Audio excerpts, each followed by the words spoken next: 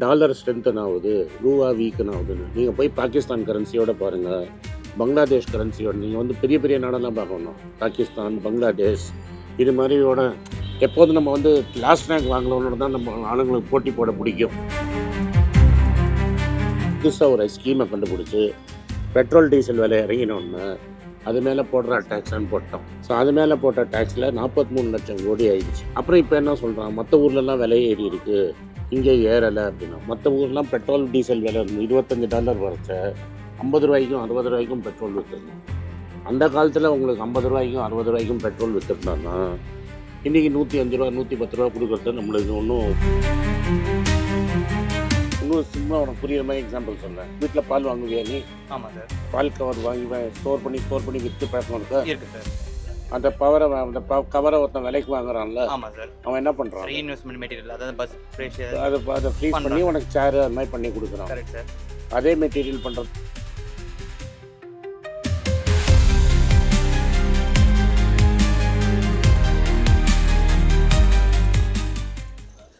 இப்போ Vodafone idea கட்டத்தில் இருக்குதுன்னு உங்களுக்கு எல்லாருக்கும் ரொம்ப நாள் தெரியும்.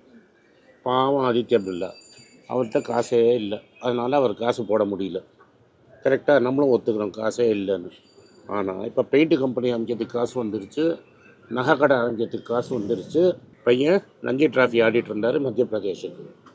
மனநிலை சரியாக இல்லாமல் கிரிக்கெட் ஆனோன்னா வருத்தமாக ஆயிடுச்சு. பையனுக்கு ஒரு பொம்மை வாங்கி கொடுக்கணும், அது வந்து ஆர்சிபியாக வாங்கி கொடுத்துருக்குறாரு. ஆர்சிபி வாங்கிறதுக்கு 18,000 கோடி இருக்குது அவர்கிட்ட. $2 பில்லியன் 18,000 கோடி. ஆர்சிபி வாங்கிறதுக்கு எவ்வளோ இருக்குது? ரைட்டு. ஆனால் வோடஃபோனில் போடுறதுக்கு காசே இல்லை. வோடஃபோன் ஷேரெல்லாம் உங்கள் தலையில் கட்டிட்டாங்க. இது ஓப்பனாக எங்களை மாதிரி 4 பேர் கேட்டோன்னா ஒரு கண் தொடப்புக்கு ஒரு 3,000 கோடியை போட்டு அவரை சேர்மனாக உட்காத்தி வச்சுருக்கிறாங்க. அவர் பசங்க நேற்றுலேருந்து போய் இந்த ஆர்சிபி மேட்ச்சில் பார்த்தா டான்ஸ் ஆடின்னு இருப்பாங்க. பாவம் இல்லை, ரொம்ப கஷ்டம் இல்லை. குழந்தைக்கு ப்ராப்ளம் வந்துருச்சு. ஒரு அப்பாவாக இருந்து ஒரு 18,000 கோடிக்கு அவர் வாங்கி கொடுத்தாருன்னா ப்ராப்ளமா? இது நடுவில் என்ன ஆகும்னா A1, A2, A3 மாதிரி கம்பெனிக்குள்ளெல்லாம் சண்டை வந்துடும். A2 என்ன பண்ணிட்டாரு, போய் குஜராத் அம்புஜா சிமெண்ட்டை வாங்கிட்டார். அது A2 சிமெண்ட் அப்படின்னு பேரை மாற்றிக்கிட்டார். A3க்கு இருந்த ஒரே மனாப்பலி அல்ட்ராடெக் சிமெண்ட். அவருக்கு உடனே கோவம் வந்துடுச்சு. அவர் உடனே பெயிண்ட் கம்பெனி ஆரம்பித்து, paint company Asian paints. Asian பெயிண்ட்ஸில் 20% ஷேரு A1ட்ட இருக்குது. A1க்கு ஏஷியன் பெயிண்ட்ஸு போனுக்கு ரா மெட்டீரியல்லாம் A1 கொடுக்குறாரு. எம்எல்ஏடா கையை வைக்கிற A2 வச்சுன்னு சொல்லி 10,000 கோடி இறக்கி பெயிண்ட்டு கம்பெனி ஆரம்பித்து A1 பழுப்பில் மண்ணாளி போட்டார் அவர். நீ என்ன ரேட்டு சொல்லு, அதில் பாதி ரேட் டேக் இட். பிர்லா ஓப்பஸ்னு கம்பெனி எந்த பெயிண்ட்டு கடையில் போய் கேளுங்க, ஃபஸ்ட்டு அந்த பெயிண்ட் டப்பா தான் எடுத்து வைப்பாங்க. இதெல்லாம் நீங்களே வெரிஃபை பண்ணிக்கலாம். ஏன் அதை காங்கிரஸ்காரன் பேசலாம்னு நினச்சிடக்கூடாது. ஸோ இந்த ஓப்பஸ் கம்பெனி தூக்கி வச்சார உடனே நம்ம செட்டி இங்கே ஐயர் வந்து ப்ராப்ளமில் இருந்தார். என்னம்பாடு ஒருத்தர் ப்ராப்ளமில் இருந்தார். ஊரெல்லாம் கடன் வாங்கி மாப்பிள்ளை பாவம் 10ஆம் கிளாஸ் பாஸ் மாப்பிள்ளை, அவரால் கம்பெனியை நடத்த முடியல. சாருக்கு வயசாகிடுச்சு, ஒரு நல்ல விலை வந்தால் விற்றுலான்னு பார்த்தாரு. எதுக்குடா இந்த பெயிண்ட்டு கம்பெனியில் அமைச்சு ப்ராப்ளம் பண்ணுற, இந்த கம்பெனி நீ வாங்கிக்க, ஐயர் கம்பெனியை நீ வாங்கிக்கன்னு இந்தியா சிமெண்ட்ஸு அல்ட்ராடெக் ஆகிடுச்சு. சாந்தோம் ஹைரோட்டில் போனால் பெரிய பில்டிங் இருக்கும், நீங்களே பார்த்துக்கலாம். ஐயருக்கு 3,000 கோடி, A2க்கு கிடச்சிருச்சு, A3க்கு அந்த கம்பெனி கிடச்சிருச்சு. அதுக்கப்புறம் பிர்லா ஓப்பஸ் பெயிண்ட்டோட பற்றி பேச்சு கம்மியாயிடுச்சு. அது வரைக்கும் தினம் அட்வர்டைஸ்மெண்ட் வந்து நேர்த்துது. இந்த கம்பெனியை தூக்கி கையில் கொடுத்து சவுத் இந்தியாவை நீ வச்சுக்க, ஐயரோ போண்டியாராரு, இந்த கம்பெனியை நீ வச்சுக்கன்னு கொடுத்துட்டாரு. உன் பையனுக்கு வேணால் நீ 18,000 கோடி டிக்கெட் வாங்கிக்க. அப்போது இந்த A3க்கு எங்கே காசு வந்ததுன்னு நீங்கள் பார்த்தீங்கன்னா, ஆர் பாலகிருஷ்ணன் ஒருத்தர் இருக்கார். மணி லைஃப்னு பாம்பேயில் ஒரு கம்பெனி இருக்குது. அதில் ஒரு யூடியூப்பில் ஒரு இன்டர்வியூ போட்டிருக்காரு. நம்மளை புரிஞ்சுக்கணும், ஆல் பாலகிருஷ்ணன் என்ன மாதிரி ஆள், உங்களை மாதிரி ஆள், மயிலாப்பூர் சேர்ந்தவர், இக்ராலெலாம் இருந்தவர். அவர் ஒரு ஆர்டிக்கல் போட்டிருக்காரு, ஒரு கம்பெனியை அனலைஸ் பண்ணுறாரு. அந்த கம்பெனியில் 2,000 கோடி வருஷத்துக்கு எப்படி ஓனர் யாருக்கும் தெரியாமல் ஓனர் பேக்கெட்டில் ட்ரான்ஸ்ஃபர் ஆகுதுன்னு ஒரு பெரிய ஆர்டிக்கல் எழுதியிருக்கிறாரு. ஒரு உங்களுக்கு கணக்கும் போட்டு காட்டுறாரு. யார் வேணால் போய் அந்த வீடியோவை பார்க்கலாம், யூடியூப்பில் இருக்குது. அந்த 2,000 கோடி காணாமல் போயிடும். ஒரு வருஷத்துக்கு 2,000 கோடினா 12 வருஷத்தில் எவ்வளோ வந்திருக்குன்னு பாருங்கள். அதுக்கு வட்டி கிட்டி எல்லாம் போட்டுப்பாங்க. இவருக்கு தெரிஞ்சது அது 12. அவர் பல கம்பெனி வச்சுருக்காரு, ஒரு கம்பெனிலன்னு காட்டுறாரு. இது மாதிரி அப்புறம் நொவாலிஸ்ன்னு வெளியூரில் கூட ஒரு கம்பெனி வச்சுருக்கிறாரு. அதெல்லாம் வச்சு தான் அவர் வந்து இப்போது நம்ம பையனுக்கு ஒரு போனால் போகிறதுன்னு ஒரு கிரிக்கெட் டீம் வாங்கி கொடுத்துருக்கிறாரு.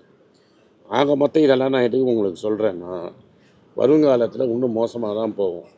வார் முடிஞ்சிடுச்சு, ப்ராப்ளம் சால்வ் ஆகிடுச்சு அப்படின்னு நீங்கள் நினச்சிங்கன்னா வாரெல்லாம் முடிகிற மாதிரி இல்லை.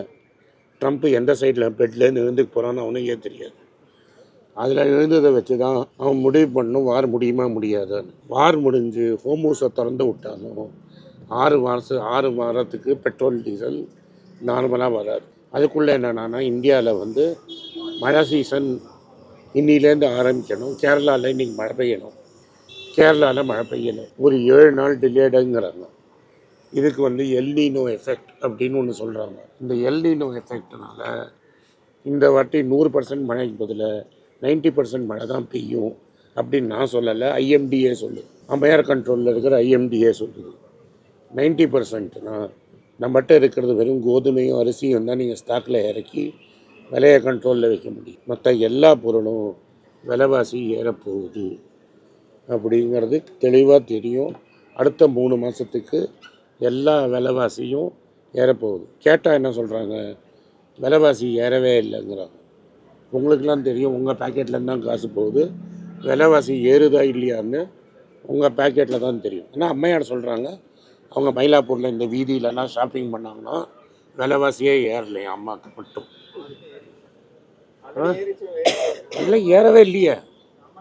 அவங்க வாங்குற ப்ராடக்ட்ல ஏறி இருக்காது. இங்கே தான் வந்தாங்களாம் ஷாப்பிங்க்கு, வந்தாங்க ஏறலைங்கிறாங்க. ஆனால் இதுக்கும் மேலே ஏறும். அதனால் நீங்கள் பணத்தை எங்கே இன்வெஸ்ட் பண்ணணும் அப்படிங்கிற பேச்சு. அமெரிக்காவில் இன்ஃப்ளேஷன் ஏறிடுச்சு. நேற்று 3.8ன்னு ஒரு ஃபிகர் வந்திருக்கு. அது இன்னும் பெருசாகி 4 தாண்டும். அதனால் அவனால் ரேட்டு போதும். கெவின் வார்ஷ் அப்படின்னு ஒரு ஆளை போட்டிருக்காங்க. அவன் ஆக்சுவலாக ரேட்டை ஏற்றணும். அவன் ரேட்டை ஏற்றுவானான்னு நம்மளுக்கு தெரியாது. ரேட்டை ஏற்றலைன்னா அங்கே ப்ராப்ளம் வரும். ரேட்டை ஏற்றினா நம்மளுக்கு தங்கம் விலை குறையும். ஆனால் அதே சமயத்தில் ரூபா விலையும் குறையும், டாலரில் ரூபாவும் குறையும். அதனால் தங்கம் ஒரு அளவுக்கு மேலே குறையாது. 5 வருஷத்தில் இந்த கணக்கெல்லாம் உங்களுக்கு நான் எதுக்கு சொன்னேன்னா, 5 வருஷத்தில் தங்கம் 25,000 போகிறதுக்கு வாய்ப்பு பிரகாசமாக இருக்குது. 400 கிராம் நீங்கள் வாங்கி வச்சுருந்தீங்கன்னா அதுதான் உங்கள் எமர்ஜென்சி பணம். இந்த ஏஐயும் ஐடியும் அதை பற்றி 2 நிமிஷம் சொல்லிடுறேன். ஏஐ வருது. அதில் இப்போ நேற்று விப்ரோ முந்தா நேற்று நைட்டில் 20% அமெரிக்காவில் ரேட்டு ஏறி இருக்குது. ஏன்னா சர்வீஸ் நவ் அப்படிங்கிற கம்பெனியோட சேர்ந்து ஏஐ இம்ப்ளிமெண்டேஷன் சாஃப்ட்வேர் கான்ட்ராக்ட் அவங்களுக்கு கிடச்சிருக்கு. இன்ஃபோசிஸ்க்கு ரோலண்ட் கார்லஸ் அப்படிங்கிற ஃப்ரெஞ்ச் ஓப்பன் டென்னிஸ் டோர்னமெண்ட்டில் கிடச்சிருக்கு. டிசிஎஸ்க்கும் ஒரு கம்பெனியில் கிடச்சிருக்கு. ஸோ இந்த கம்பெனியெல்லாம் சர்வைவ் ஆகிடும். ஆனால் டிசிஎஸில் 6 லட்சம் பேர் இன்றைக்கி வேலை செய்கிறாங்கன்னா இன்னொரு 3-4 வருஷத்தில் அதில் 3 லட்சம் பேர் தான் இருக்கும். டிசிஎஸ்கே அந்த கதினா மற்ற எல்லோரும் அதே கதி தான். ஸோ நம்ம பசங்களுக்கு ஐடியில் வேலை வாய்ப்பு கிடைக்கிறது ரொம்ப கஷ்டம். அதே வேலை எங்கேயும் கிடைக்கிறது கஷ்டம். விலைவாசி ஏறப்போகுது. கோல்டு விலை இறங்கும், எவ்வளோ இறங்கும்னு சொல்ல முடியாது. 1000 ரூபா வரைக்கும் இறங்கலாம். ஆல்ரெடி இன்றைக்கி 13,200 இருக்க வேண்டிய தங்கத்தை அம்மையார் கட்டப்பட்டு அதை 14,500 ஆக்கி வச்சுருக்காங்க டாக்ஸை ஏற்றி. எப்போதுமே அம்மையார் பணக்காரங்களுக்கு தான் வேலை செய்வாங்க. இப்போ எங்கள் அம்மா அப்பா எனக்கு ஒரு 500 கிராம் முன்னாடியே தங்கத்தை கொடுத்துட்டு போயிட்டாங்கன்னா, அன்றைக்கி நான் ஒன்றுமே பண்ணாமல் வீட்டில் தூங்கிட்டு இருக்கும்போது 1000 ரூபா விலை ஏற்றி எனக்கு 5 லட்ச ரூபா ஒரு செக் கொடுத்தாரு.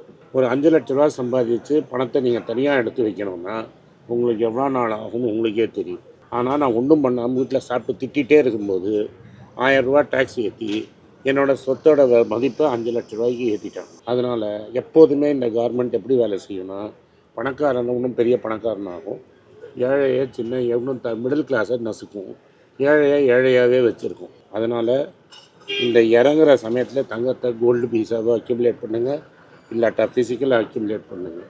கோல்டு பீஸுக்கு 2-3 லட்ச ரூபாய்க்கு மேலே இருந்தால் டப்புன்னு அதை ஃபிசிக்கல் கோல்டாக மாற்றி வச்சுக்கோங்க. 8 மணிக்கு எப்போ வருவாருன்னு தெரியாது. அதனால் ஃபிசிக்கலாக கோல்டாக மாற்றி வச்சுக்கிறது நல்லது. உலகத்துக்கு எந்த பக்கத்தில் நீங்கள் போனாலும் தங்கத்தோடு ஓடி போனீங்கன்னா, தங்கத்தை வச்சிங்கன்னா காசு கிடைக்கும், வாழ்க்கையை நடத்தலாம். அதனால் அது வெரி இம்பார்ட்டண்ட்டு. தங்கமோட கரன்சி வேல்யூ எல்லா ஊர்லேயும் ஒரே வேல்யூ. ஒரு 30% தங்கத்தில் இருக்குன்னா 3/4 பணத்தை பாண்டில் போட்டு வைங்க. 10,000 ரூபாயிலேருந்து பாண்டு போட ஆரம்பிச்சிங்கன்னா நாளைக்கு மாத வட்டி வரும். அந்த மாத வட்டியை கொஞ்சம் கொஞ்சமாக மார்க்கெட்டில் போடுங்க. மார்க்கெட்டுங்கிறது ஒரு ஃபாலிங் நைஃப். இன்னைக்கு மேலேருந்து கீழே விழுற கத்தி, அந்த மாடியிலேருந்து கீழே விழுற கத்தி. அதை எப்போ நீங்கள் பிடிப்பீங்கன்னு தெரியாது. கத்தியை பிடிக்க பார்த்தா கையை வெட்டும். அதனால் இப்போ நம்ம ஒரு லெவலில் 2வது மாடியிலே பிடிச்சிட்டு அது கிரவுண்ட் ஃப்ளோருக்கு வந்துருச்சா நம்மளுக்கு இன்னும் வலிக்கும். பட் மெஜாரிட்டி 30% தங்கத்தில் மினிமம் 400 கிராம் சேர்த்து வைங்க, பாண்டில் போடுங்க, கொஞ்சம் ஈக்விட்டியில் போட்டு வைங்க. ஏன்னா பேங்க்கில் போட்டுறது எஃப்டி போட்டிங்கன்னா உங்கள் விலைவாசியை கூட கண்ட்ரோல் பண்ண முடியாது, நஷ்டமாயிடும். பணம் லாஸ் ஆகுது அப்படியே இருக்கும். ஆனால் இந்த வாட்டி 100 ரூபாய்க்கு போட்டிங்கன்னா 1 வருஷம் கழிச்சு 105 ரூபாய்க்கு கொடுப்பாங்க. ஆனால் இன்றைக்கி 100 ரூபாய்க்கு வாங்கக்கூடிய பொருளை உங்களால் 105 ரூபாய்க்கு வாங்க முடியும்னா வாங்க முடியாது. அதனால் விலைவாசியில் பேங்க்கில் பணத்தை வச்சுருந்தீங்கன்னா நஷ்டத்தில் போய் தான் முடியும். இதை ஓப்பனாக உங்களுக்கு எல்லாருக்கும் எக்ஸ்பிளைன் பண்ணணும். உங்களுக்கு ஏதாவது கேள்வி இருக்குன்னா பதில் சொல்கிறேன். ஆமாம் இல்லை, ஏன்னா ஒன்று வந்து இப்போ A1 to A7 இம்போர்ட் பண்ணலாம், A1 to A7 கம்மியாக கடன் கொடுக்கலாம், A1 to A7 cricket team வாங்கலாம், எல்லாமே A1 to A7க்கே கொடுத்துருந்தா மீதி உங்களுக்கு எங்கே இருக்கிறது? ஒரு பாத்திரத்தில் இவ்வளோ தான் அரிசி இருக்குது. இருக்கிற சாப்பாடெல்லாம் நீங்கள் A1 to A7 போட்டிங்கன்னா டிமாண்ட் கிரியேட் பண்ண உங்கள் கையில் காசு இருந்தால் தானே போய் வாங்குவேன்.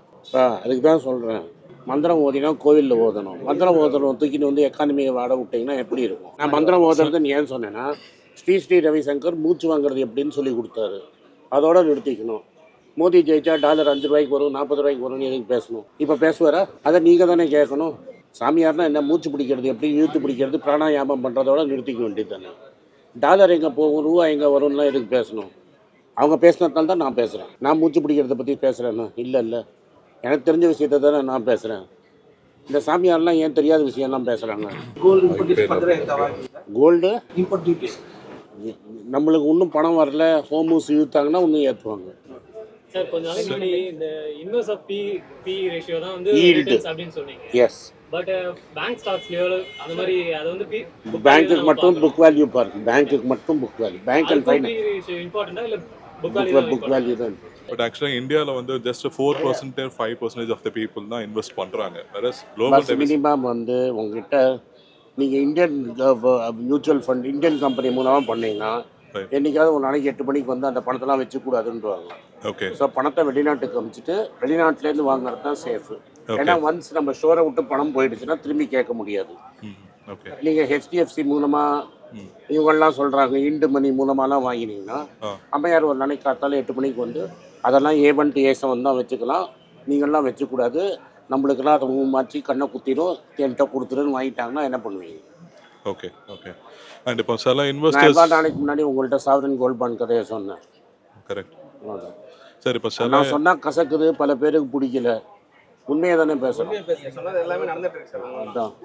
சார் இப்போ சில இன்வெஸ்டர்ஸ் வந்து கோல்டை மிஸ் பண்ணியிருப்பாங்க சார். அப்போ இந்த ரேட்டில் வந்து அக்கம்ப்ளீட் பண்ணலாம் கிடையாது. இல்லை, do you have a choice? You have no choice. Okay. There will be a dip, but you cannot catch the dip. Okay. There will be a big dip, then America increases interest rate, and then they will cut rates, it will go up. Gold bees நம்ம அக்கம்ப்ளீட் பண்ணிட்டோம். Gold bees மட்டும் இல்லை, 2 லட்சம் மேலே gold bees போயிடுச்சுன்னா okay, immediately converted to physical gold. Okay sir, thank you so much. Physical gold. Okay. Remittance இப்போ LRSல US மார்க்கெட்டில் நம்ம இன்வெஸ்ட் பண்ணால் ஹெட்ஜ் பற்றி நீங்கள் நல்லா எக்ஸ்பிளைன் பண்ணீங்க சார். இப்போ செமிகண்டக்டர்லாம் நல்ல பூம், அது இங்கே இந்தியாவில் டெய்ல்விண்டில் இருக்குது. இந்தியாவில் போட்டிங்கன்னா மாட்டிக்கும் சார். இந்தியாவில் 2 பேர் தான் செமிகண்டக்டர் பண்ணுறான். ஒன்று கிராம்ப்டன் கிவ்ஸ், வேல்யூ ரொம்ப ஹை, இன்னொருத்தன் டாட்டா. மற்றவன்ட்ட அது வந்து ப்ரைவேட் கம்பெனி. ஸோ இது 2 தவிர வேறு எங்கே போட்டாலும் உங்கள் காசு போயிடும். I had some friend, I had some money, I gave my friend some money, my money, I ask my money back, I lost my friend, I lost my money. அதான் செமிகண்டக்டரில் ஆகும். இப்போ தைவானில் அவங்க இது நம்ம மார்க்கெட்டை ஓரளவு பீட் பண்ணிட்டாங்க.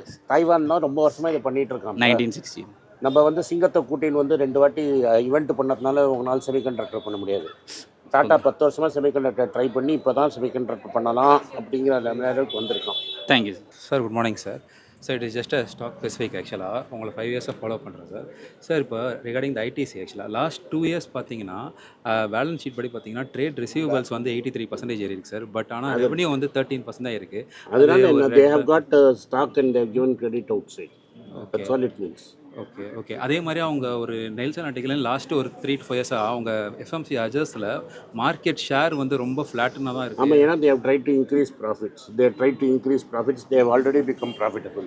If they decide not to go behind profits, they will make money.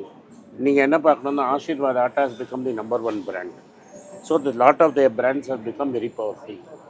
Problem is our government has become very greedy for tax. So நீங்கள் வந்து சிகரெட்டில் டேக்ஸ் ஓரளவுக்கு மேலே ஏற்றிட்டீங்க, நல்ல விஷயந்தான். அதனால் யாருக்கு பெனிஃபிட்டு? ஜிஜிபிக்கு தான் பெனிஃபிட்டு. இங்கே பக்கத்தில் டீ கடைக்கு போங்க, சரி நான் தம் அடிக்கிறது இல்லை, இங்கே தம் அடிக்கிறவங்க இருப்பீங்க, சைனா சிகரெட்டை பற்றி கேளுங்க. ஸோ சைனாவுக்கு எப்படி ஹெல்ப் பண்ணலாம் தான் நம்ம அம்மையார் ஒர்க் பண்ணிகிட்டு இருக்காங்களே தவிர இந்தியாவுக்கு எப்படி ஒர்க் பண்ணாங்க? விநாயகர் சைனாலேன்னு வருது, சாமி படம் சைனாலேன்னு வருது, சிகரெட்டும் சைனாலேன்னு வரதுக்கு வெயிட் பண்ணிட்டு இருக்காங்க. சார் ஒரு வாட்டி உங்களோட இதில் பார்த்து சார் நீங்களும் விஷ்ணு சார் பண்ணும்போது அவர் கேட்டிருந்தாரு ஒரு ஸ்பெசிஃபிக் டைம் லைன் ஏதாவது இருக்கான்னு. நீங்கள் சொன்னீங்க Nobody can predict the time. இல்லை அதான் நீங்கள் அந்த ஐடிசி வாங்கிட்டே இருக்கலாம் அப்படின்னு நான் வாங்கிட்டே இருப்பேன் பாஸ்.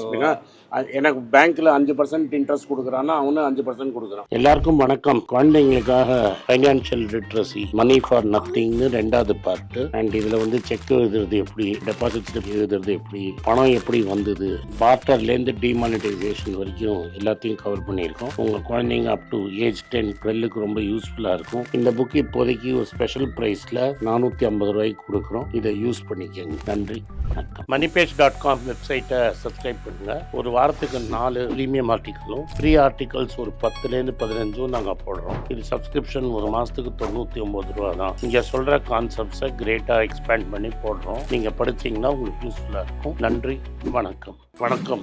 குழந்தைங்களுக்காக ஒரு புஸ்தகம் லான்ச் பண்ணோம். அது ரொம்ப சக்ஸஸ்ஃபுல்லாக இருக்குது. யாருக்கெல்லாம் அந்த புஸ்தகம் போகணுமோ எங்கள் டீமுக்கு கான்டாக்ட் பண்ணுங்கள். கீழே இருக்கிற நம்பர்லேயும் வெப்சைட்லேயும் கான்டாக்ட் பண்ணிங்கன்னா உங்களுக்கு அந்த புஸ்தகத்தை நீங்கள் வாங்கிக்கலாம். மற்ற எங்கள் புஸ்தகமும் அவைலபிள் எங்கள் வெப்சைட் மூலமாகவும் வாங்கலாம். கீழே இருக்கிற வாட்ஸ்அப் நம்பர்லேயும் மெசேஜ் அனுப்பலாம். நன்றி, வணக்கம்.